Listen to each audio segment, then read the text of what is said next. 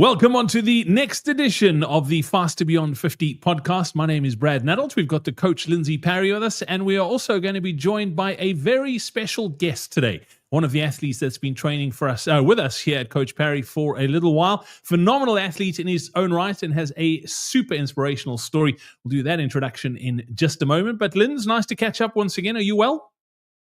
Yeah, things are very good. We are starting to warm up here in Johannesburg. So offline, we were joking about snow, which is not something that we need to worry about here, but we still get cold in our own way. So very happy to be warming up a little bit again.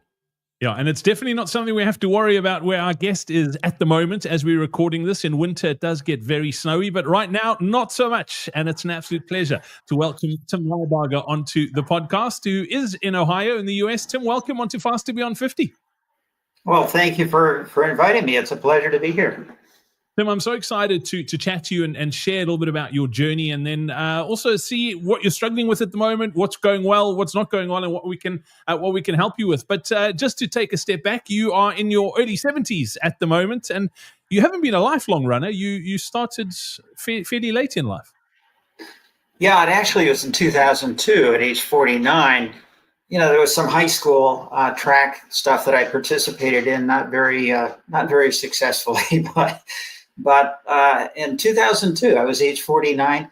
I had reached 217 pounds in weight. And there was a fella across the street that lost a bunch of weight. And I approached him, how'd you do that? And he had gone to Weight Watchers at the time. And, you know, not here to promote Weight Watchers, but I said, well, I'll check that out. And I did. And within a matter of 6 months, I was able to lose 50 pounds. Wow. I got down to 167 pounds. And it was there that they brought in a guest for Team and Training. And Team and Training was, I don't know if you're familiar with that, but it's a group that coaches individuals to complete a number of different races. In this case, it was a half marathon in exchange for raising money for leukemia lymphoma. And they invited us to an orientation.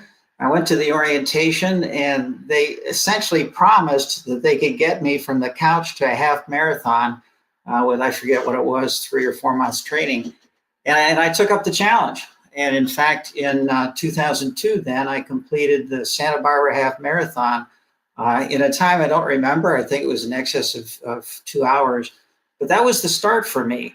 And we were living in Southern California at the time when we moved, made a conscious move it was too warm for us there. Made a conscious move to Vermont, which was the opposite extreme. And in Vermont, I ran into a small group of fellows who were doing marathons. And it was a life-changing experience, let's say. I ran my first marathon in Philadelphia in 2004. And at the time, as I approached the finish line, I swore to myself that I'd never do that again. How's that worked out, Tim?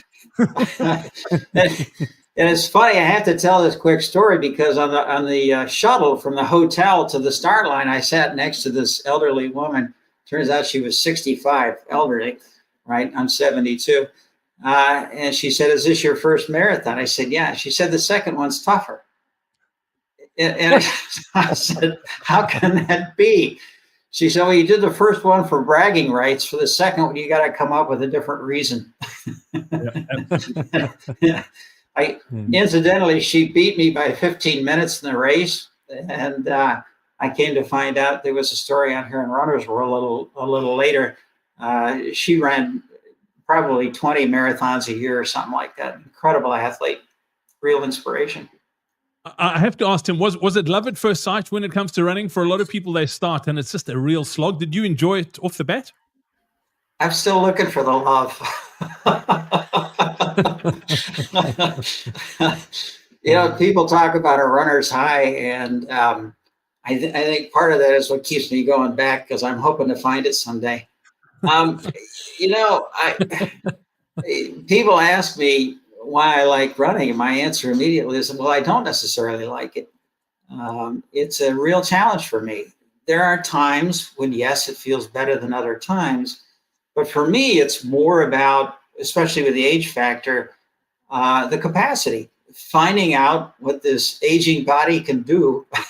Yep. And as a result, I get all the health benefits, and I get time by myself out in, beautiful places to run. So there is an enjoyment factor, but this internal, mythical in my mind thing of the runner's high, maybe I'll find it someday. I don't know. Keep looking.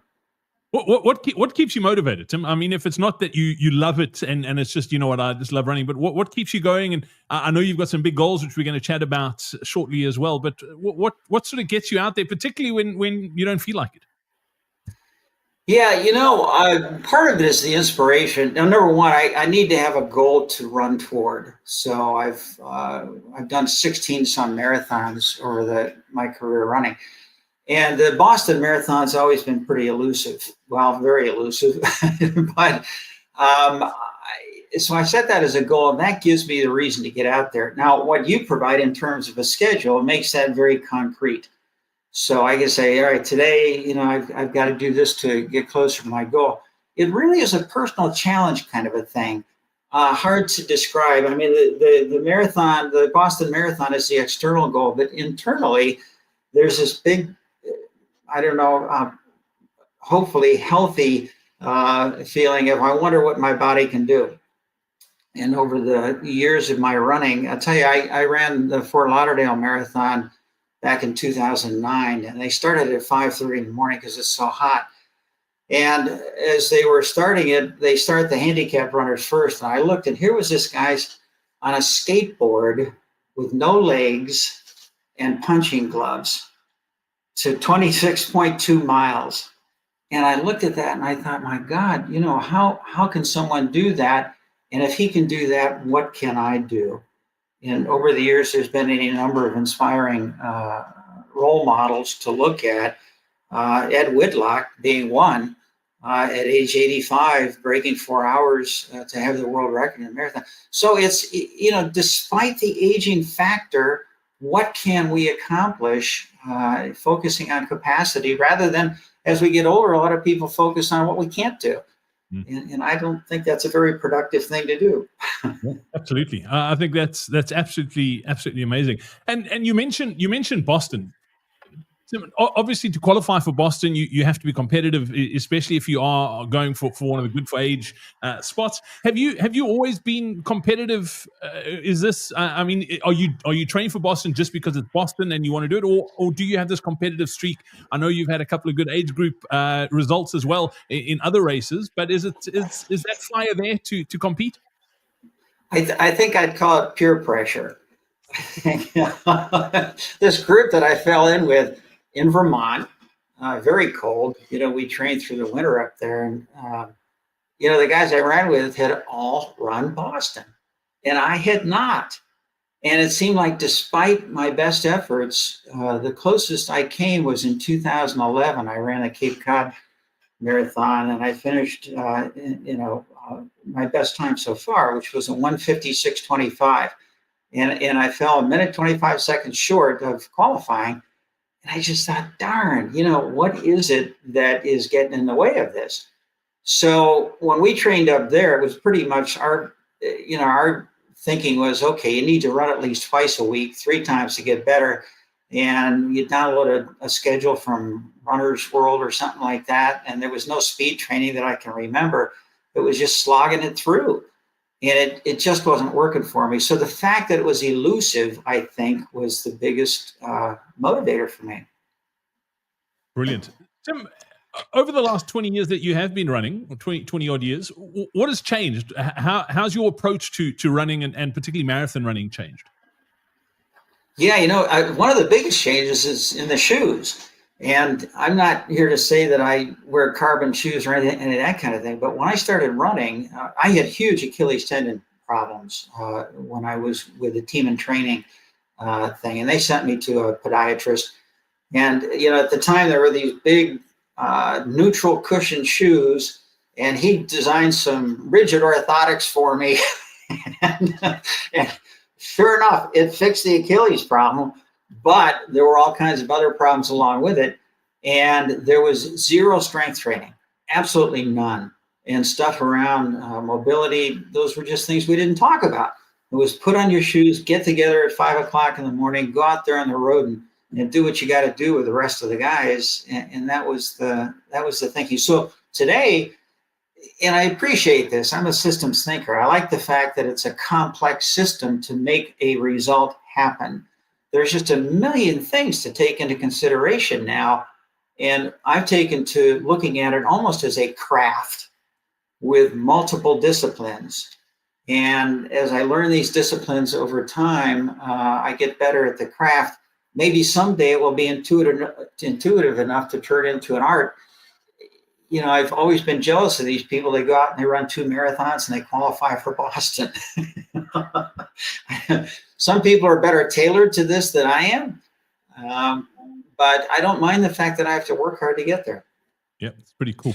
Yeah, and look, when you joined us, a few years ago, that was actually the biggest problem, was the conversion of your shorter to the long. And even now, I mean, you're going to attempt a Boston Qualifier soon, and if we look at and we'll get into your 10K that you ran recently in a bit, but when we look at that 10K, you should be miles under a BQ. So that's kind of one of the things that brought you to us, was that why am I not converting?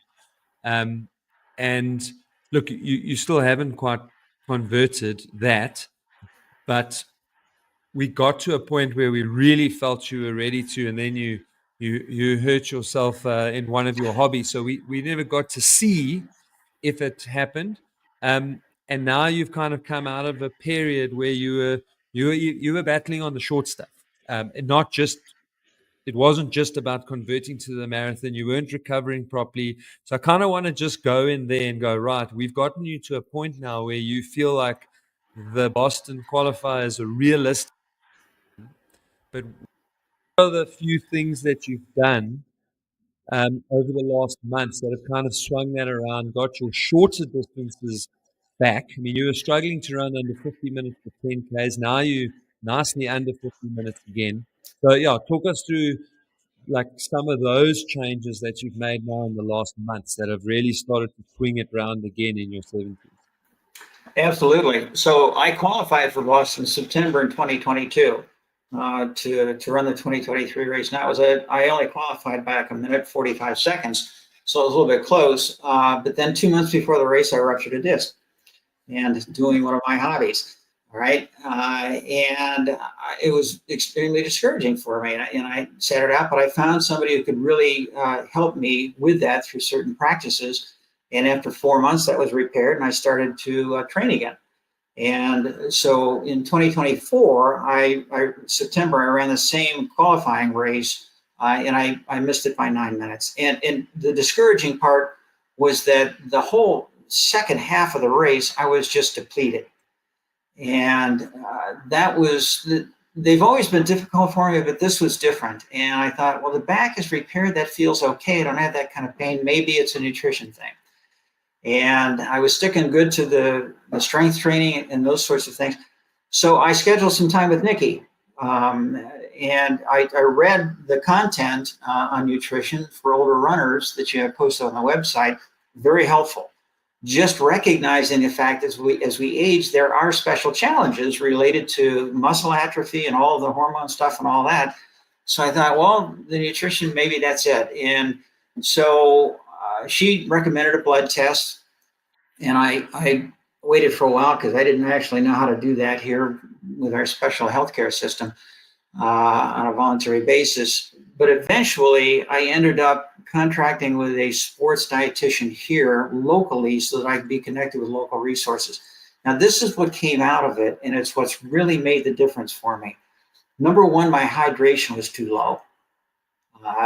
They use the criteria here, half your weight in ounces. Now, for me, that's like 4 of these bottles a day.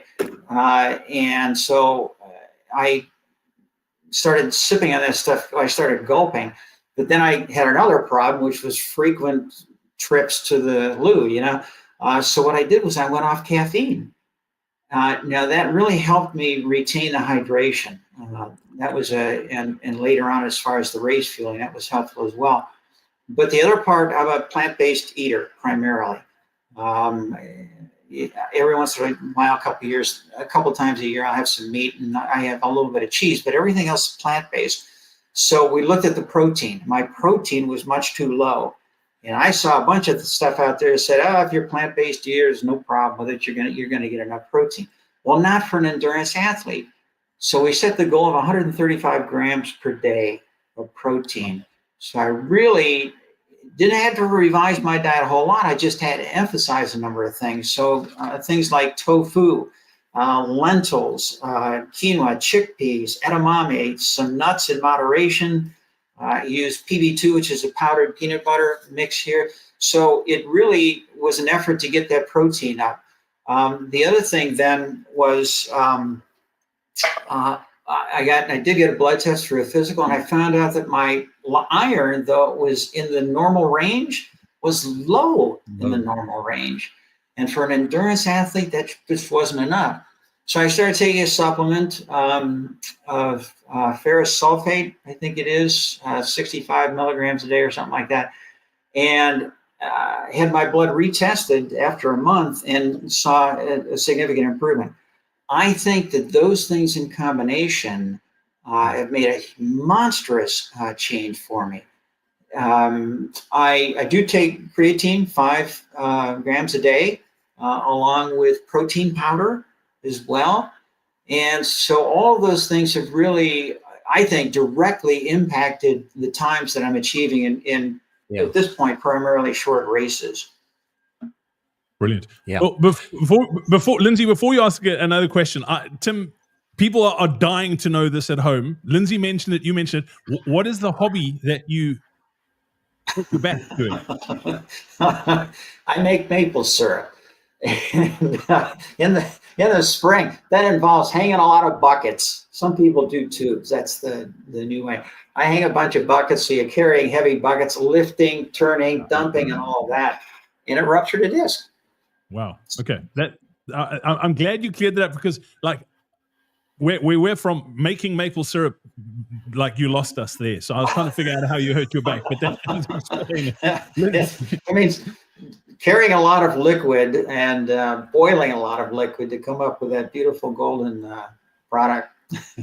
Yeah. Cool. Lindsay, you had another question for Tim? Yeah, because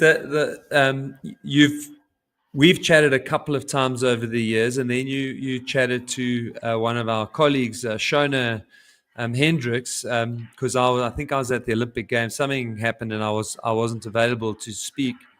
And the other thing that she managed to pick up after asking a whole lot of questions is sleep, and that you weren't getting enough sleep. And obviously there's the factor of time, which you can talk to and unpack. But as you were speaking there, really getting the right amount of protein and energy also helps you to improve your physical sleep. So I think in your case, the combination of improving the number of hours, the nutrition around the recovery, but then how that then feeds into you being able to sleep better.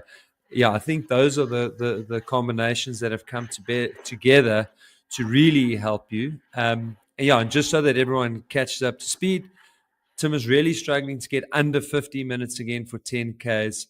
And I think you did 40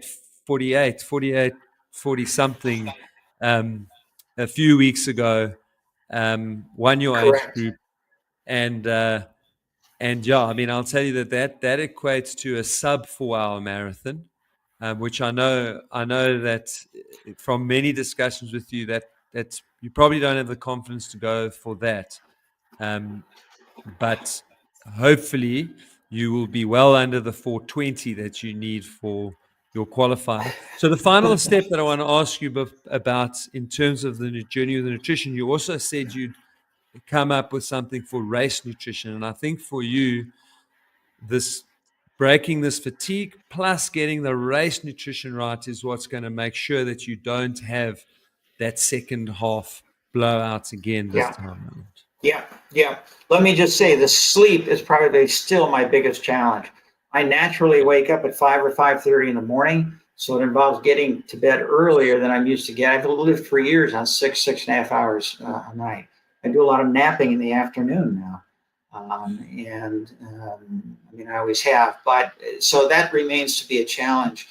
And so I'm sorry, Lindsay, you asked me a direct question. I forget what it was. Yeah, just about the race nutrition. So what are the changes now race that you nutrition. guys are looking at for the race nutrition? Yeah. Yeah, it's a funny thing. I was working with a supplier of race fueling stuff, and I just wasn't happy with it. And in talking with the sports dietitian I was working with here, I use a gel. The gel has 22 grams of carbohydrates.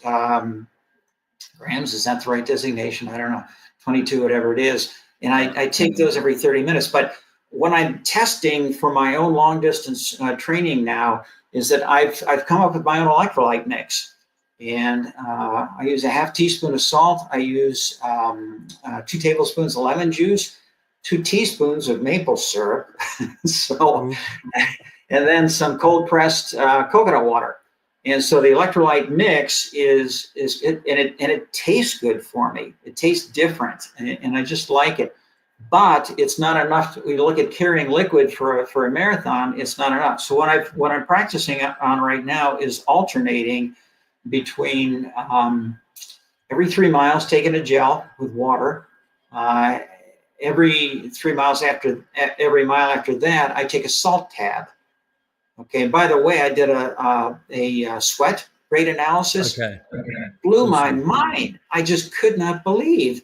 And I'm at the low end, and I was losing 22 ounces an hour on a cool day.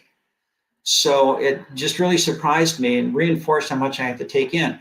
So every water stop taking in that, and then the salt tab, and figure out the right way to alternate those so that I have enough to last throughout the entire race. So that's what I'm experimenting with now. But the gels every 3 miles is what I'm doing on that. Cool. All right, good stuff. Tim, have you got any questions for Lindsay? That was one of the reasons we wanted to get you on as well. Was like, I mean, you mentioned you're still struggling with your sleep, but is there anything else that you, perhaps it is the sleep or something else that you're struggling with in the build up to this BQ? If you're over 50 and want to recover from sessions faster, run pain and injury free, and improve your endurance, then be sure to join Lindsay and I for our upcoming Faster Beyond 50 Masterclass.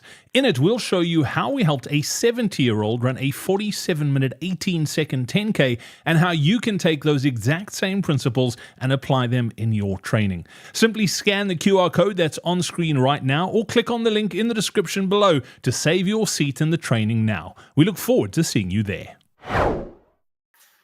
Well, and I'd actually asked this question before, but I continue to struggle with it. Along with the sleep is the weight issue. Now, as I get older, it's more difficult to lose weight. My wife and I went on vacation back to Vermont last week, and I gained 3 pounds. Well, I'm already like, let's see, even 10 pounds above what I'd like to be for an ideal race weight. Now, that may harken back to an earlier age when it was okay to run at a lighter weight. But then I see someone like Ed Whitlock, who's, this thin as a rail. So I struggle with, and this is as much a mental thing, confidence thing. My goal is to come up to that start line of September 7th, feeling like I've done everything I can to prepare for that race. And I struggle with getting, as I increase the protein, as I use the creatine, I think that pushes the weight level up. So right now I'm like at what am I at? This morning I was like 175, I think, which looks heavy to me, and I don't know how to manage that. I've got 8.5 weeks until the race. What would you advise me to do? Yeah, so look, the creatine has got loads of really good properties, and probably the one downside is that it's probably responsible for 2 to 4 of those pounds. And I think that if you lost those 2 to 4 pounds, actually, that's really all you should strive for. Now, the good news is that if you stop taking creatine around 7 days before the race, you will lose those 2 to 4 pounds in that final week. Of course, the difficulty in the final week always is that our activity level is really dropping off. So we absolutely don't want to starve ourselves, but we also just want to be a little bit careful that we don't put on another 2 pounds from just eating a lot and not doing any exercise. So those are the two things, is that the creatine's definitely going to help you or stopping the creatine's definitely going to help you to drop that weight a little bit. It won't, that short-term removal of the creatine supplementation won't compromise your creatine storage. So it'll still give you what you need from having taken that creatine supplementation all the way through. So that's the one thing. Okay. And then the other side of it is that you are going to go into your peak training now. And so I wouldn't put losing more weight in front of mind, but you probably in 8 weeks, 2-3 pounds would be absolutely normal amount to lose. And then I think the final thing that I really want to say about it is that because you have really figured out the hydration, and because you've done this testing, and you kind of have a very good idea now of your electrolyte replacements and fluid replacement needs in the race itself, you actually are in a good place. So you might, taking in this 2 to 3 pounds plus the 2 to 4 pounds of the creatine, then you're probably about 2 pounds off what in your mind is the perfect weight for you. But those 2 pounds, in my opinion, are actually positive pounds because you figured out your hydration and your nutrition. And so you're going into the race with everything you need. And in the race, you're going to get everything you need. So that's kind of, I don't know if there's really advice in there for you other than there to say is don't panic. You're going to lose you're going to lose the holiday pies, as we call them in South Africa.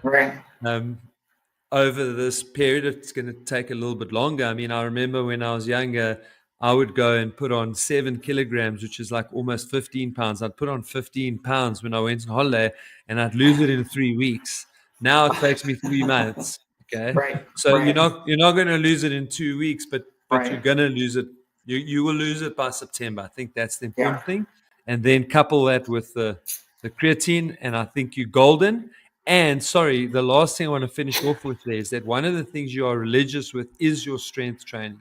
And that in combination with the creatine means that you might run that marathon 2 to 3 pounds heavier than you'd like.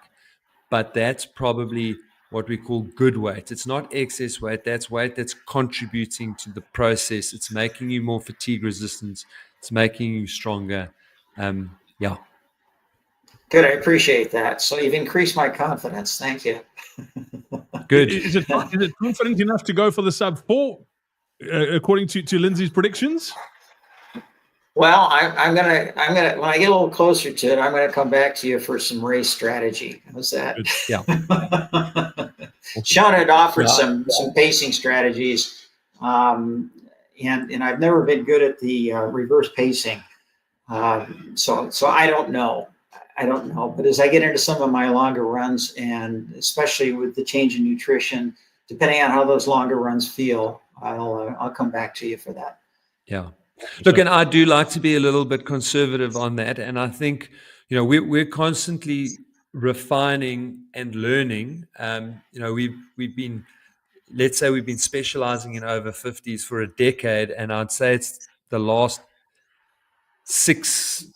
just over 6 years, we've really had so many over 50s to work with that I think the one area where I'm seeing some room for us being more accurate is this kind of conversion from 5:10 half and into the marathon. There's definitely a little bit more drop off, but I'm quite confident in saying, like, everything that I've heard today, that I've read, that you've been posting in the forum, that around about, and you've still got 9 weeks to go to still like Yeah. really kick on and improve. So I feel at the moment, even with me being more conservative, that kind of four on the dot is very doable. And yeah, let's see if we can get you to a point where I'm confident enough to say, let's set you up for a sub 4, Sounds and good. see how you go. I mean, look, the very encouraging thing about the 10K that you just did is that what you wrote in there was that you actually still felt so strong at the back end of the 10K. Yeah. And typically for you, that's kind of not how you've normally run. You've always run and then felt like you're really needing to hang on at the Absolutely. end. So that's Absolutely. very encouraging for me for this. Absolutely.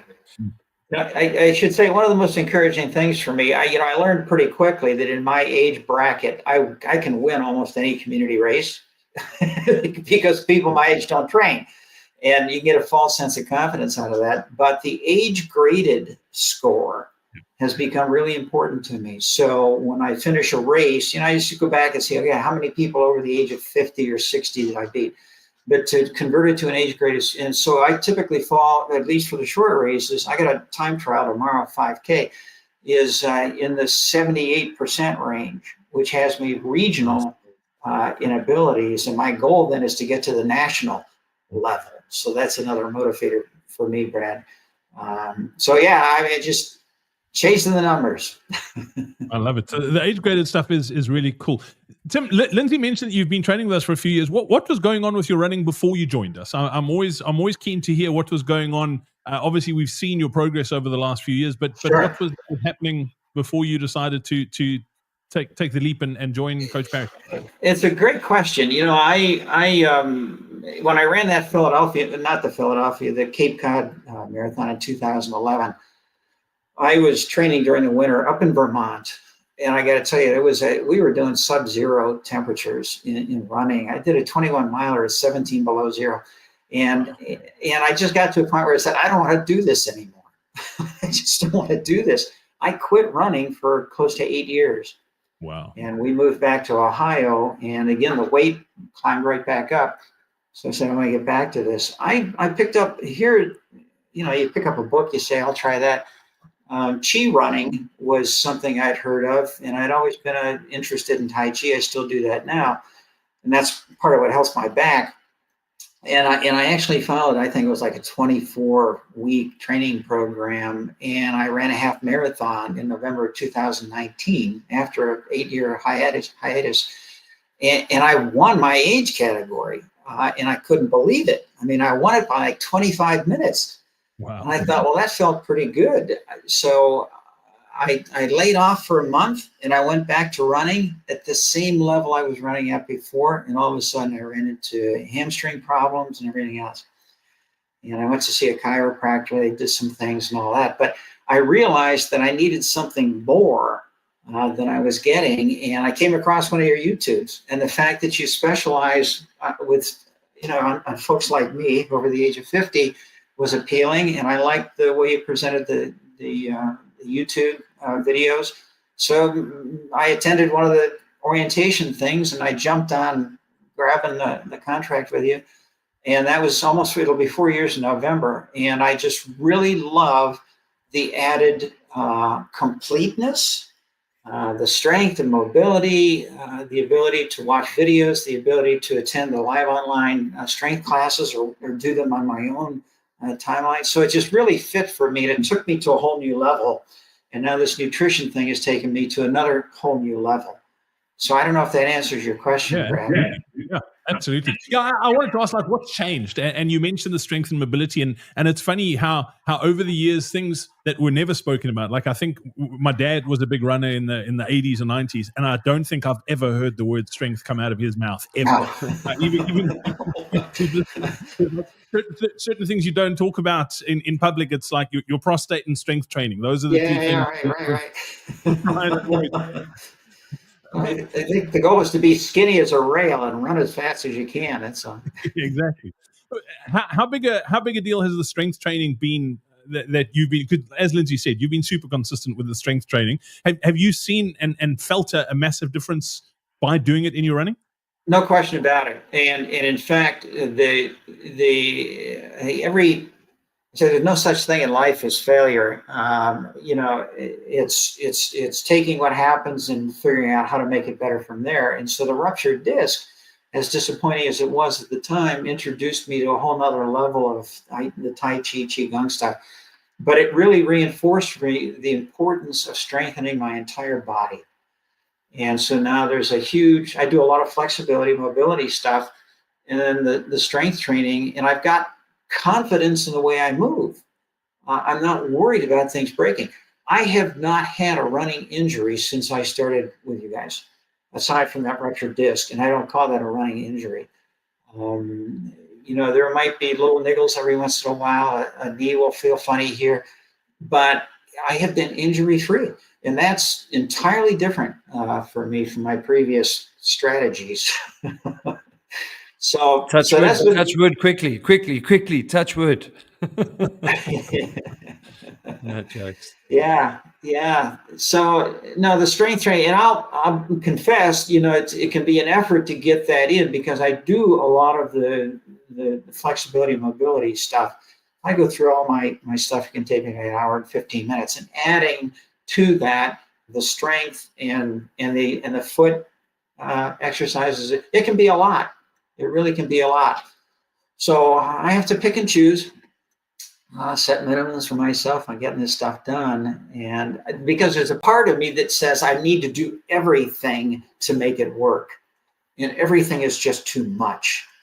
And so some of my other inspirations out there, I don't know if you know Courtney Dowalter, the ultra marathon runner. I like listening to her because she's so focused on the mental component of it, and she's so humble in the way that she runs. So I don't know. So there should be a natural component to it as well. I get so used to relying on the metrics, and so paying attention to my own what's going on in my own body. I had a run scheduled yesterday in the schedule. I said, I'm not going to do that today. I just don't. Now my metrics were down. My HVRC or whatever it is was off the charts, and part of this recovering from the vacation.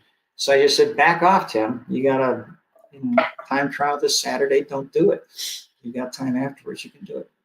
Yeah, and Tim, I think that takes experience, and I don't want to use the word maturity, but you do need to be mature about your running. And often when we are chasing metrics, and whatever the number is, if you're trying to get your VO2 max number down on your watch, or if you're looking at the predicted times, I was looking at my predicted marathon time on my watch this morning, and I was like, oh, gee, I've gotten so much slower since the last time I ran a marathon. And it's easy to get obsessed with those, and those numbers, in the greater scheme of things, don't actually mean anything.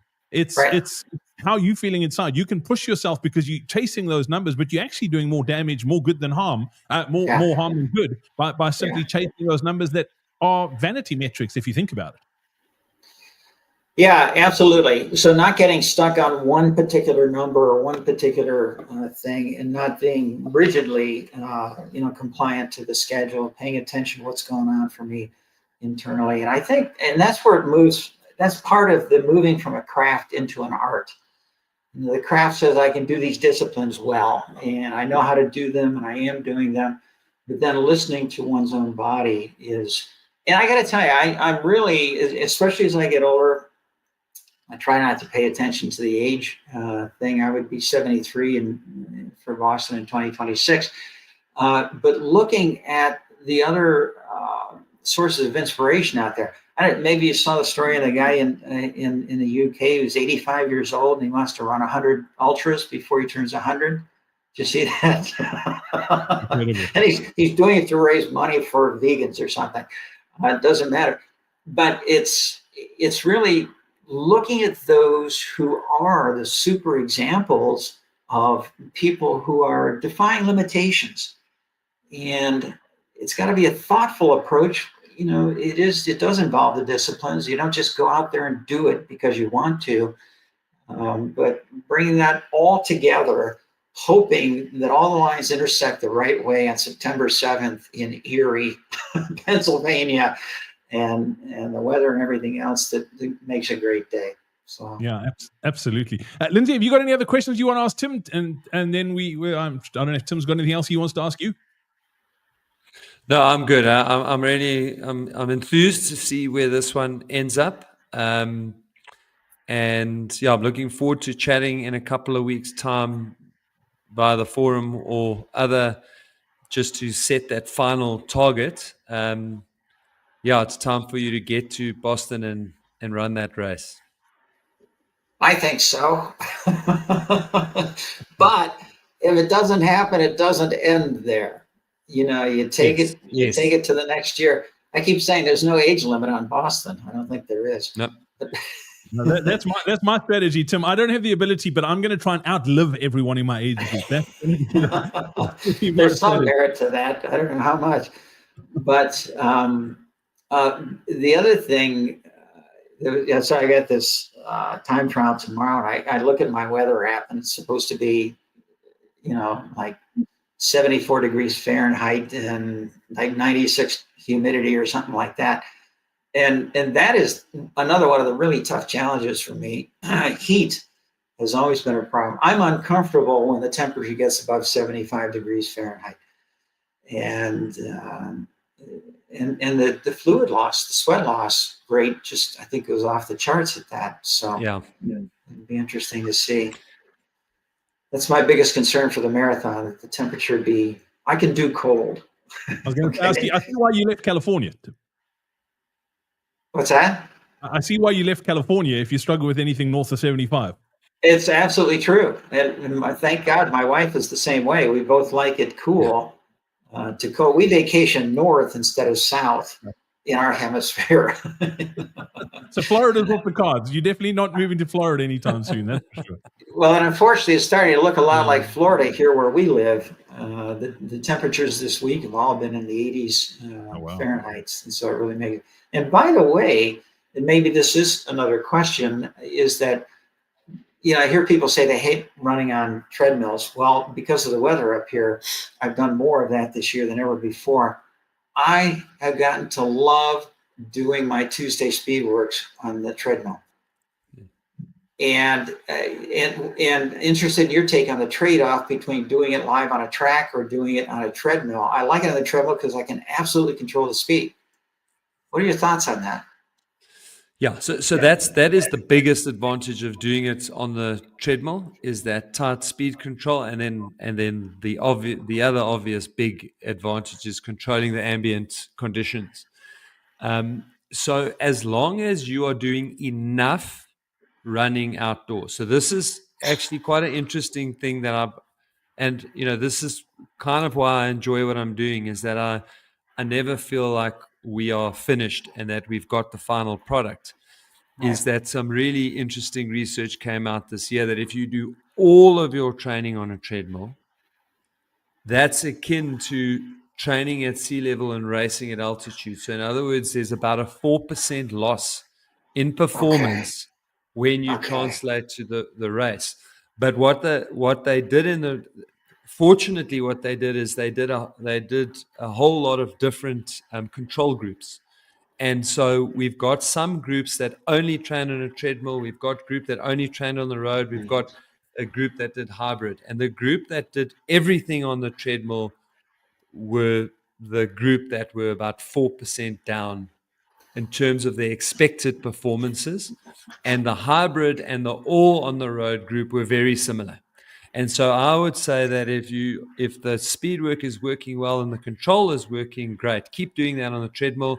Just make sure that you get 1 to 2 runs every week that you are doing outdoors. That's great. Yeah, I don't think I'd fall in love with it enough to do all my runs on a treadmill, but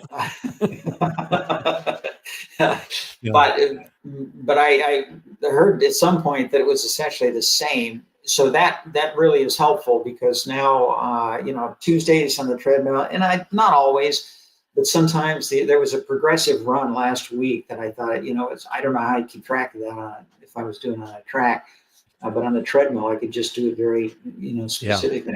And so it worked really well. But yeah, the others, I enjoy the runs outside.